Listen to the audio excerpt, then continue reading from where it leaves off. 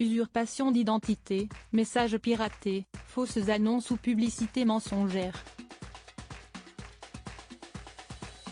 Dans la ligne de mire des malfaiteurs, les personnalités connues sont les premières à se faire arnaquer. Même après leur mort. La dernière en date, Karine Le Marchand a vu son image utilisée pour promouvoir un nouveau régime. La nouvelle entreprise de Karine Le Marchand aide des millions de Français à perdre du poids et être en bonne santé après la pandémie, peut-on lire sur l'article relayé sur Instagram par l'animatrice qui ne serait pas en si bonne forme physique sans le régime keto. N'achetez pas ça. Je ne vends rien. Si Esti de la Meule, s'est indignée la meilleure amie des agriculteurs de M6 qui préfèrent avoir une vie saine plutôt que de promouvoir de telles méthodes pour perdre du poids. Karine Le Marchand n'est pas la seule à avoir vu son nom utilisé contre son gré au profit de publicités mensongères. En 2022, Céline Dion a mis en garde ses fans après avoir découvert quelques arnaques en ligne, de fraudeurs se faisant passer pour elle sur les médias sociaux et sur les sites et forums des fans. Supérieure à Michel Drucker, Céline Dion, Brigitte Macron, Michel Simès.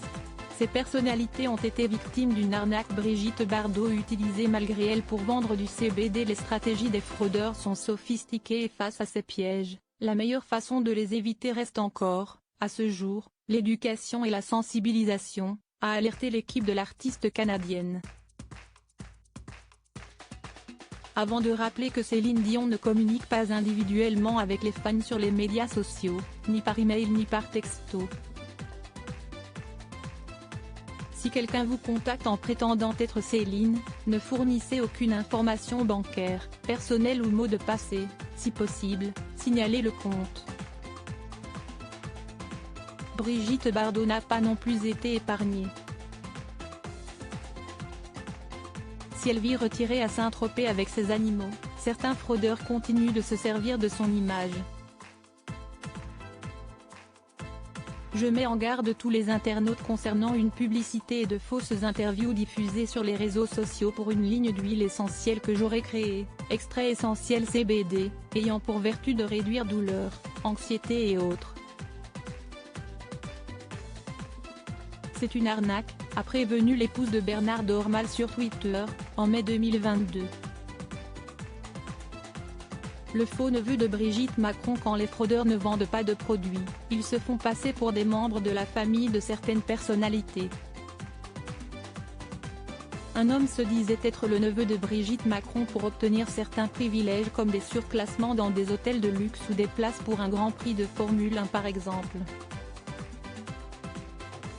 Des demandes formulées par email qu'il signait Pierre-Olivier Costa, chef de cabinet de Brigitte Macron, ou de Patrick Strozoda, directeur de cabinet d'Emmanuel Macron.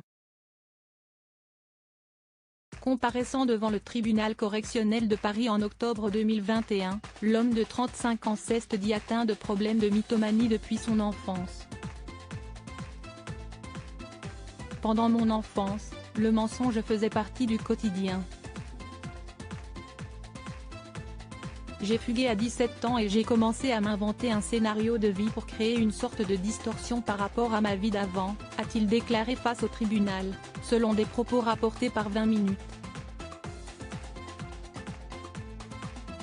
Marianne James victime de la sécurité sociale? Quelques mois plus tard, c'est Marianne James qui a alerté ses fans sur une nouvelle tentative d'escroquerie, après avoir reçu un faux message de la sécurité sociale. Celui-ci indiquant que sa carte vitale allait prochainement expirer et qu'il lui fallait donc la renouveler. La chanteuse a cliqué sur le lien avant de communiquer son nom de famille, son prénom, son âge, son adresse et ses coordonnées bancaires. Sur Instagram, elle raconte avoir reçu un appel de la part d'un homme prétendant travailler pour l'organisme de contrôle des cartes bancaires et opposition lui annonçant que de fortes sommes avaient été débitées de son compte. Pour faire opposition, il lui a alors demandé ses coordonnées bancaires et ses identifiants bancaires. Marianne James note alors que son interlocuteur prend un accent qui n'était pas le sien. Je lui ai dit, non, Je ne vous donne pas mes identifiants bancaires et j'ai tout de suite raccroché, a-t-elle expliqué, avant de rappeler à ses followers de ne jamais donner leurs coordonnées bancaires. Nul doute que la prochaine fois, l'artiste ne tombera pas dans le piège. Crédit photo, Bakegrid UK.